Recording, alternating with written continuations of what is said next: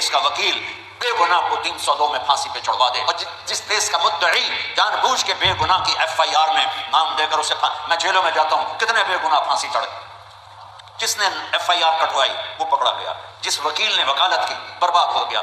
میرے دیش میں تو انصاف پہ بک جاتا ہے، تو میں سیاستدانوں کو کیا رہوں؟ میرے دیش کا ڈاکٹر نہیں ہے، تاجر ہے۔ وہ مریض کو دیکھ کے ایز اے گاہک آ گیا، کسٹمر آ گیا۔ ڈاکٹر ختم ہو گئے۔ جب میرے والدین مجھے ڈاکٹر بنانا چاہتے تھے 60s میں، تو ڈاکٹر کا ایک امیج تھا اس سے بھی بلند کہ وہ مسیحا ہوتا تھا، لالچ، یہ نہیں کہ ان میں وہ کمائی نہیں کرتے تھے، فیس نہیں لیتے تھے، ارے وہ وحشی نہیں تھے، وہ جانور نہیں تھے، انسان تھے۔ آج سفید کوٹ میں کالے دل والا کر رہا ہے، جس نے مریض کو لوٹنا ہے، مر جائے اس کی بلا سے، مریض کو لوٹنا ہے۔ میرے دیش کا مسجد کا ممبر بھی برباد ہے، ایسے خطیب بیٹھے ہیں جو امت کو تباہ و برباد کر رہے ہیں، انہیں امت پنے سے نکال کر انہیں فرقوں میں بانٹ رہے ہیں، ان میں نفرت کی آگ بھڑکا رہے ہیں، ان کو